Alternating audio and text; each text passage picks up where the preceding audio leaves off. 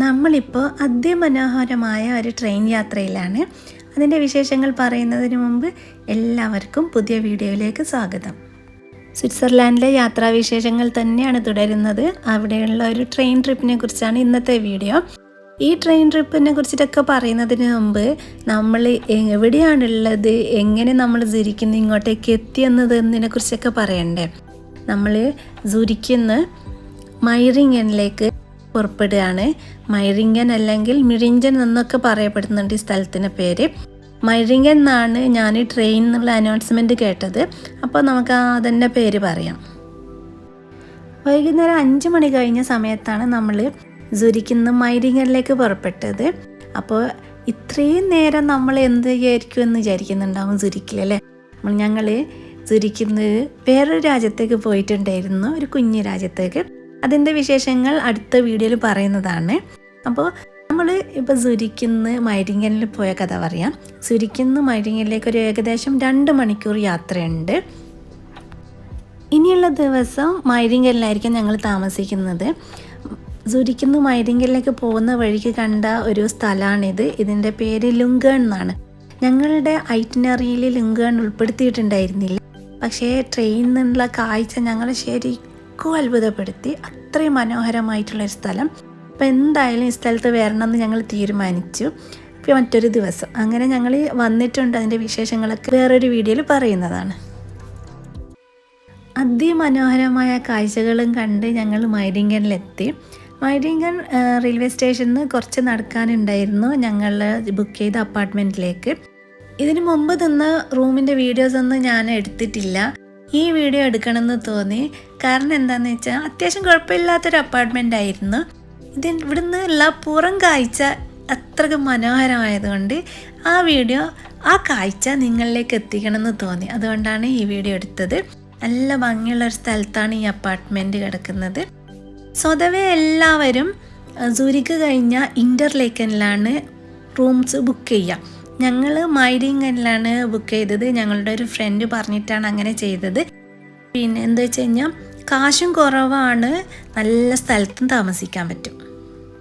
മൈറിംഗനിലെ വിശേഷങ്ങൾ പിന്നെ പറയാം. അതിനു മുമ്പ് ഞാൻ എന്തിനാ ഈ റെയിൽവേ സ്റ്റേഷൻ കാണിക്കുന്നതെന്ന് നിങ്ങൾ വിചാരിക്കുന്നുണ്ടാവില്ലേ. ഈ സ്റ്റേഷൻ്റെ പേരാണ് ബ്രിയൻസ് സ്റ്റേഷൻ. ഇവിടെ ഞങ്ങൾ വന്നത് ഒരു ട്രെയിൻ ട്രിപ്പിന് വേണ്ടിയാണ്. ബ്രിയൻസ് റെയിൽവേ സ്റ്റേഷന് ഓപ്പോസിറ്റ് ആയിട്ടുള്ളൊരു കുഞ്ഞ് സ്റ്റേഷനാണ് ഇത്. ഇവിടെ നിന്നാണ് നമ്മളുടെ ട്രെയിൻ ട്രിപ്പ് സ്റ്റാർട്ട് ചെയ്യുന്നത്. ഇതൊരു നോർമൽ ട്രെയിനല്ല, ഇതൊരു സീനിക് ട്രെയിനാണ്. ഞാൻ സെൽഫി എടുക്കാനുള്ള കഷ്ടപ്പാടാണ് ഇപ്പോൾ നിങ്ങൾ കണ്ടുകൊണ്ടിരിക്കുന്നത്. അപ്പോൾ നമുക്ക് ഈ ട്രെയിനിനെ കുറിച്ച് പറയാം. ഇതൊരു സ്റ്റീം എൻജിൻ ട്രെയിനാണ്.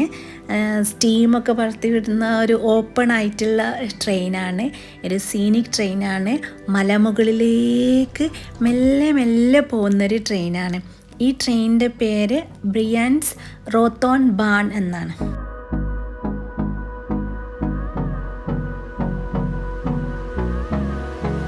അപ്പോൾ ഈ ട്രെയിൻ യാത്രാ വിശേഷങ്ങളാണ് ഇന്നത്തെ വീഡിയോയിലുള്ളത്. നിങ്ങളെ കാത്തിരിക്കുന്നത് അതിമനോഹരമായ കാഴ്ചകളുമാണ്.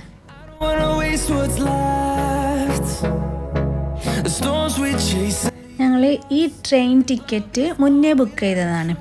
ഞാൻ സ്വിറ്റ്സർലാൻഡിലെ ആദ്യത്തെ വീഡിയോയിൽ പറഞ്ഞിട്ടുണ്ടായിരുന്നു ഞങ്ങൾ സ്വിസ് പാസ് എടുത്തിട്ടുണ്ട് എന്ന കാര്യം. സ്വിറ്റ്സർലാൻഡിലെ എല്ലാ പബ്ലിക് ട്രാൻസ്പോർട്ടും യൂസ് ചെയ്യാൻ വേണ്ടിയിട്ടുള്ള പറ്റുന്ന ഒരു പാസ്സാണ് സ്വിസ് പാസ്. അപ്പോൾ ആ സ്വിസ് പാസ് ഉപയോഗിച്ചിട്ട് നമുക്ക് ഈ ടിക്കറ്റും ബുക്ക് ചെയ്യാം. അപ്പോൾ നമുക്ക് ഹാഫ് പ്രൈസ് മാത്രം കൊടുത്താൽ മതി.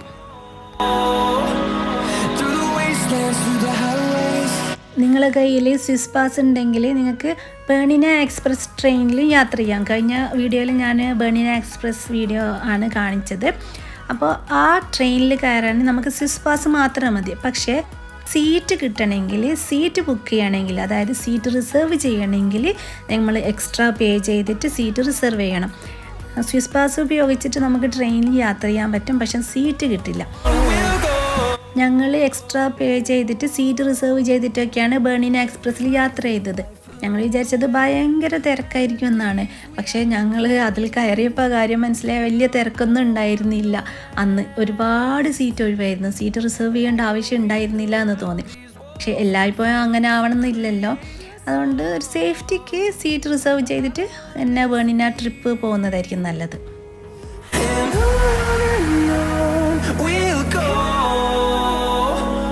ഇനി നമുക്ക് ബ്രിയൻസ് റോത്തോൺ ബാണിൻ്റെ വിശേഷങ്ങളിലേക്ക് കടക്കാം. അതായത് ഈ ട്രെയിൻ ട്രിപ്പിനെ കുറിച്ചിട്ടുള്ള വിശേഷങ്ങൾ. ഞങ്ങൾ ഇന്നലെയാണ് മൈരിങ്ങലിലെത്തിയത്. ഇന്നലെ രാത്രി ഞങ്ങൾ ജസ്റ്റ് ഒന്ന് പുറത്ത് പോയി ഭക്ഷണമൊക്കെ വാങ്ങി അതിനുശേഷം വിശ്രമിച്ചു. രാവിലെ തന്നെ ഞങ്ങൾ ബ്രിയാൻസിലേക്ക് ട്രെയിൻ എടുത്ത് വന്നു. മൈരിങ്കെന്ന് ഒരു 3-4 സ്റ്റോപ്പ് കഴിഞ്ഞായിട്ടായിരുന്നു ബ്രിയാൻസ് എന്നാണ് എൻ്റെ ഓർമ്മ. എനിക്ക് ശരിക്കും ഓർമ്മയില്ല. മൈരിങ്കന് അടുത്ത് തന്നെയാണ് ബ്രിയാൻസ്, പിന്നെ ഇൻ്റർലേക്കൻ, അങ്ങനെ നമുക്ക് വേണ്ടപ്പെട്ട പല സ്ഥലങ്ങളും ഇതിൻ്റെ അടുത്ത് തന്നെയാണ്. അപ്പോൾ മൈരിങ്ങന് നല്ലൊരു ചോയ്സായിരുന്നു താമസിക്കാൻ.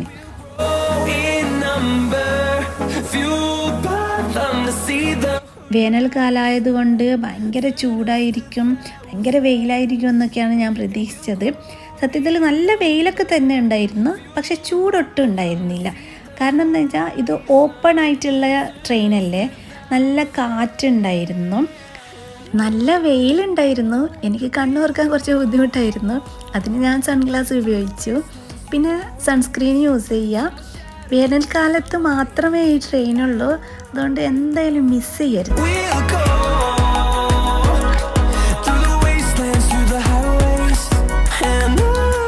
മലമുകളിലേക്കാണ് ഈ ട്രെയിൻ പോയിക്കൊണ്ടിരിക്കുന്നത്. വളരെ സ്ലോയിലാണ് ഈ ട്രെയിൻ പോകുന്നത്. ഒരേ ഒരു പ്രശ്നം, ഈ ട്രെയിനിനൊരു കടകടാ ശബ്ദമുണ്ട്. അത് നിങ്ങളെ ഞാൻ കേൾപ്പിച്ചു തരാം കേട്ടോ.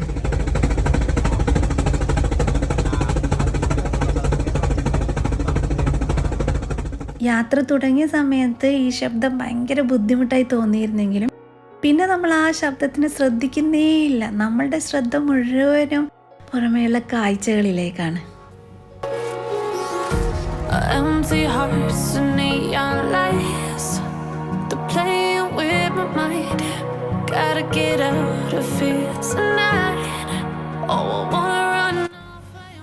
ഈ വീഡിയോയിലൂടെ ആ സ്ഥലത്തെ മനോഹാരിത എത്രത്തോളമാണെന്ന് നിങ്ങൾക്ക് മനസ്സിലാവുമെന്ന് എനിക്കറിയില്ല.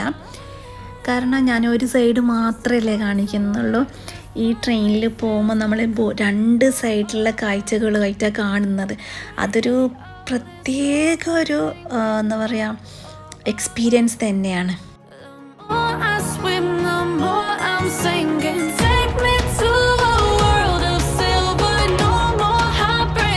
നിങ്ങളൊന്ന് ഇമാജിൻ ചെയ്തോക്ക്, മുന്നിലും മലകൾ, 2 സൈഡിലും മലകൾ, അതിനിടയിലൂടെ നിങ്ങളൊരു ട്രെയിൻ, ഓപ്പൺ ട്രെയിനിൽ ഇങ്ങനെ മെല്ലെ മെല്ലെ പോയിക്കൊണ്ടിരിക്കുന്നു. നല്ലൊരു കാഴ്ചയല്ലേ?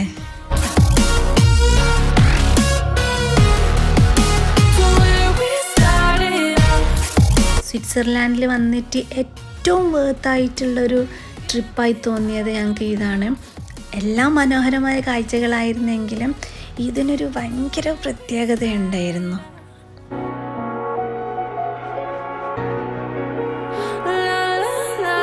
ഏത് ഭാഗത്തുനിന്ന് വീഡിയോ എടുക്കണം എന്നുള്ള കൺഫ്യൂഷനിലായിരുന്നു ഞാൻ. നല്ല ഭംഗിയുള്ള കാഴ്ചകളാണ്, പക്ഷെ ആ കാഴ്ചകളൊന്നും അതിൻ്റെ യഥാർത്ഥ മനോഹാരിതയിൽ ക്യാമറയിൽ പതിയുന്നില്ല എന്നതായിരുന്നു എൻ്റെ സങ്കടം.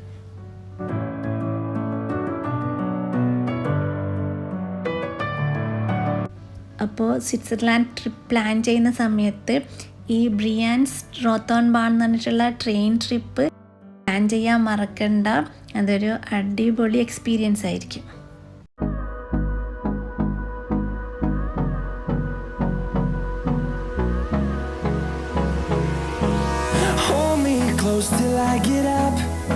അങ്ങനെ നമ്മൾ മലമുകളിലേക്ക് എത്തി തുടങ്ങിയിട്ടുണ്ട്. ഈ മലമുകളിലുള്ള സ്ഥലത്ത് അറിയപ്പെടുന്നത് റോത്തോൺ കുൽം എന്നാണ്.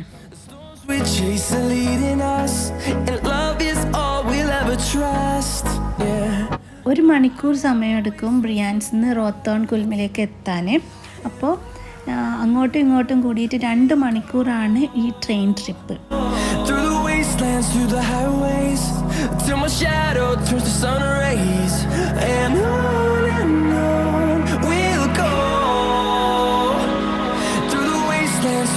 ബ്രിയാൻസ് ലേക്കാണ് ആ ദൂരെ കാണുന്നത്.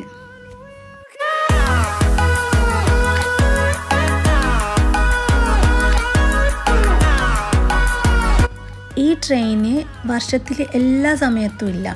ജൂൺ മുതൽ ഒക്ടോബർ വരെയാണ് ഈ ട്രെയിൻ പ്രവർത്തിക്കുന്നത്. എല്ലാ വർഷവും അവരുടെ വെബ്സൈറ്റിൽ എപ്പോഴാണ് ഈ ട്രെയിൻ പ്രവർത്തിക്കുന്നത് എന്നുള്ളത് അവരുടെ സീസൺ ഇടും.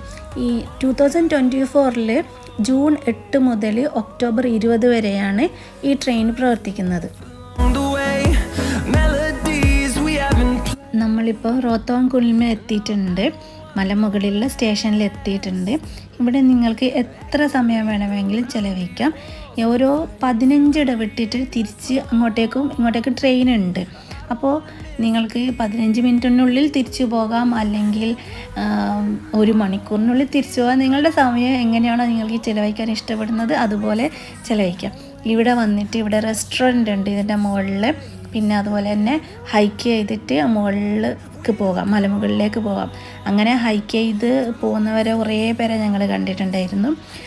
പിന്നെ മോളെയും കൊണ്ട് മലമുകളിലേക്കൊക്കെ കയറി പോകുക എന്ന് പറയുന്നത് കുറച്ച് ബുദ്ധിമുട്ടായതുകൊണ്ട് ഞങ്ങൾ അത്രയും റിസ്ക് ഒന്നും എടുത്തില്ല.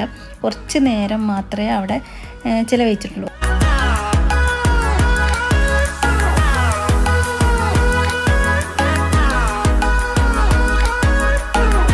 കുറേ നേരം ഇവിടെ വെറുതെ സമയം കളയുന്നതിലും നല്ലത് തിരിച്ചു പോയിട്ട് വേറെ സ്ഥലങ്ങൾ കാണാൻ പോകുക എന്നാണ് നല്ലതെന്ന് വിചാരിച്ചിട്ട് അങ്ങനെയാണ് ചെയ്തത്. ആ കാണുന്നത് ഒരു കഫേയാണ്. നല്ല സീനറിയൊക്കെ കണ്ടിട്ട് കാപ്പിയൊക്കെ കുടിച്ചിരിക്കണം എന്ന് തോന്നുന്നവർക്ക് അങ്ങനെയും ചെയ്യാം.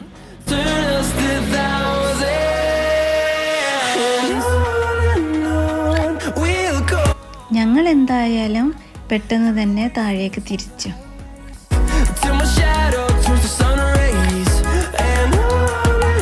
ഹൈക്കിങ് എൻജോയ് ചെയ്യുന്ന ആളുകളെ കാണുമ്പോൾ എനിക്ക് ശരിക്കും അത്ഭുതവും അസൂയാണ്. അങ്ങനെയുള്ള കുറച്ച് കൂട്ടരെ ഞങ്ങൾ കണ്ടു.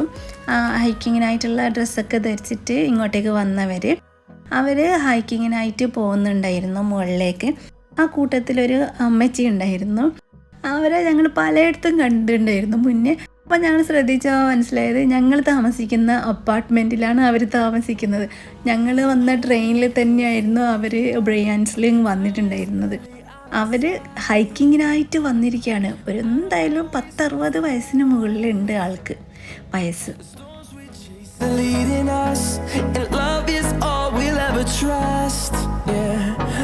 അവർ ഒറ്റക്കാണ് യാത്ര ചെയ്യുന്നതെന്ന് തോന്നുന്നു. ഞങ്ങൾ സൂരിക്കിന്ന് മൈഡിങ്കലിൽ ട്രെയിനിൽ വരുന്ന സമയത്ത് അവരുണ്ടായിരുന്നു.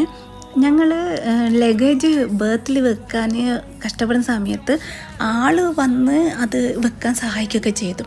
ഒന്നും മിണ്ടുന്നൊന്നും ഉണ്ടായിരുന്നില്ല. അങ്ങനൊരു ഭയങ്കര ആക്റ്റീവായിട്ടുള്ള ഒരു സ്ത്രീയായിരുന്നു അവരങ്ങനെ ഞങ്ങൾ പല സ്ഥലത്തും കണ്ടിട്ടുണ്ടായിരുന്നു. ഞങ്ങൾ ഇതിൻ്റെ മുകളിലെത്തിയപ്പോൾ റോത്തോൺ കുൽമിൻ്റെ മുകളിലെത്തിയപ്പോൾ ഞങ്ങൾ അടുത്ത ട്രെയിൻ എപ്പോഴാണെന്ന് അറിയില്ലല്ലോ. അപ്പം ഞങ്ങളിങ്ങനെ അവിടെയുള്ള ആരോട് ചോദിക്കണം എന്ന് വിചാരിച്ചിട്ട് ഞങ്ങളിങ്ങനെ തിരിഞ്ഞു കളിക്കുന്ന സമയത്ത് ആൾക്ക് മനസ്സിലായെന്ന് തോന്നുന്നു ഞങ്ങൾ എന്താ ഉദ്ദേശിക്കുന്നത്. ആൾ ഞങ്ങളുടെ വന്നിട്ട് അടുത്ത ട്രെയിൻ ഈ സമയത്തൊക്കെ ഉണ്ടാവും എന്ന് പറഞ്ഞിട്ട് ആളങ്ങ് പോയി.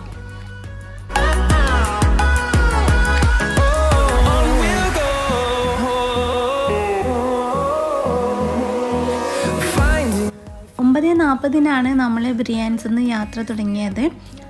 10:40 നമ്മൾ റോത്തോൺ കൊൽമിലെത്തി. അവിടെ കുറച്ച് സമയം ചിലവഴിച്ച് എന്നിട്ട് ഒരു 11:18 അങ്ങനെയുള്ള സമയത്താണെന്ന് തോന്നുന്നു ഞങ്ങൾ തിരിച്ച് താഴത്തേക്ക് ഇറങ്ങാനുള്ള ട്രെയിൻ കയറിയത്.